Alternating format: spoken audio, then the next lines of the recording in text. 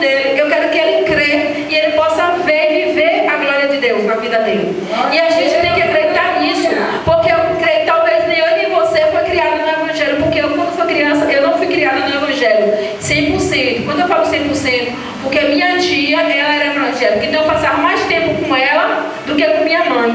Por ela ser cristã até hoje, da Assembleia de Deus, daquele tempo que a Assembleia de Deus, irmã, era daquele bem mais, né, que não podia nem botar um feijão de molho, podia nem ter rádio, essas coisas em casa não podia ter. Rádio ainda acho que se usava, mas não podia ter uma televisão. Eu era daquela época, porque eu fui criada com ela, assim que nem Rael. Então eu ando com ela, ando com minha mãe, meio ando com ela, meio ando com minha mãe. E ela foi me ensinando. Eu chegava lá fazendo a minha Maria, mas ela me ensinava que eu não precisava fazer. Eu chegava lá, eu não sabia. Então se não dava, que hoje eu tenho na minha memória, não foi da minha parte adulta, foi da minha parte de infância, que meu tio cantava lá, o marido dela cantava lá. Então eles me ensinou a crer em Jesus. Eu criei tanto que eu tentei idolatrava o santo, mas não consegui fazer nenhum. Irmãos, meu irmão tinha uma parecida lá e ela botou uma parecida na parede. Aí eu sabia que precisava acender uma vela. E o que é que eu fazia? Eu ia lá acendia a vela, da meia hora eu apagava. Falava, não sei esse negócio não. Aí eu ficava tentando ter a fé. Eu acendia a vela e apagava a vela porque eu não conseguia crer naquele negócio. Me levava para casa dos, sabe, né? Aí chegavam lá, isso me levava assim, até a comida, aquele tempo que era 7 minutos. E aí o que acontecia? Naquele momento ali, eu ia, mas eu não conseguia crer. No momento que eu tive meu primeiro relacionamento sério, quando eu falo de morar junto e tudo, a pessoa me levou para casa onde eu me rendeu, falei, por que tu me leva na igreja? Toda vez me chama para deixar esse lugar, não me chama nunca mais para pisar o pé ali. Porque meu coração não estava naquele lugar. Eu não conseguia idolatrar a imagem. Eu fazia aquelas coisas que antigamente se fazia, sabe aquelas que você fazia que vinha de livro, quando a gente era criança, aquele livro de ensino? Eu achava aquilo uma coisa besta, natural, mas eu fazia, chegava lá e desfazia tudo de novo, porque eu não conseguia crer que aquilo era verdade. E a Bíblia diz que crer para a glória de Deus. Então eu tive experiências pequenas, várias experiências com Jesus. Acho que eu contei aqui, eu acho que não tenho certeza que eu contei aqui, que eu tinha 4 para 5 anos, morava na casa da minha tia, e nesse dia meu tio, o marido dela, não foi no quarto me ensinou a orar. Tudo escuro, e eu falei, meu Deus, está tudo escuro nessa casa, e eu tinha medo do escuro. Eu lembro que eu tinha uma cama que minha tia tinha feito, tinha um quarto, que esse quarto era meu, até ela não ter filho, né? E aí eu dormia naquela cama sozinha, toda encolhida, eu sentia algo sentar na minha cama, e eu sentia que uma pessoa sentada na minha cama, eu falei, meu tio vai me ajudar a orar.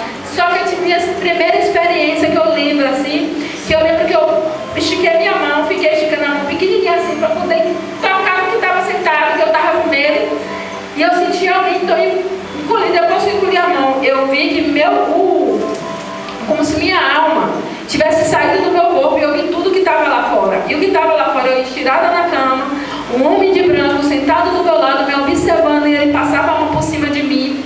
Depois eu vi que ele flutuava e deitava, repousava em mim. E outro dia para eu contar a minha tia. Aí eu via muitas histórias de assombração. Eu falei, se eu contar, ela vai dizer que é uma assombração. Se eu contar, ela vai dizer que é o espírito da minha avó. E fiquei contando para mim. Morri de medo. Quando eu tinha para meus 18 para 20 anos, eu resolvi me batizar na católica. E minha prima falou, Linho, se tu se batizar, tu vai ser filha de Deus. Tu nunca mais vai ser. Se tu não se batizar, tu é criatura. Eu falei, mas eu quero ser criatura, não. Eu quero ser filha de Deus. Fui me batizar, fiz o curso. Eu contei a minha experiência. Aí eu comecei a lembrar as experiências que eu tive quando era criança, e uma foi essa, eu contei. Aí a moça que estava me dando discipulado falou assim, não, você tem uma experiência com o Espírito Santo. Daí em diante, depois disso, Deus foi abrindo minha mente, meu coração começou a sentir desejo de ir para a igreja evangélica. Fui para a igreja evangélica e disse, não vou me batizar. E Deus me deu um sonho e disse para mim que eu precisava, que uma serpente dentro da água, que eu não queria que eu entrasse na água. Eu entendi que ali era o demônio, que era uma serpente do tamanho dessa casa ou maior. Não queria que eu entrasse na água, porque eu tinha batizado na igreja católica e disse que eu não podia ver. Aí eu tive minha experiência de verdade. Porque na igreja católica eu só sentia uma água fria descendo na minha cabeça. Mas na igreja evangélica eu descia aquela água, eu não sentia meu corpo. Eu passei uma semana que eu pisava, eu não sentia o chão. Meu corpo estava tão leve. E eu estava flutuando. Eu tive meu jejum, minhas orações antes, que eu falei com a irmã, vou finalizar aqui, que eu falei que ia falar sobre o jejum, vou aproveitar e vou falar.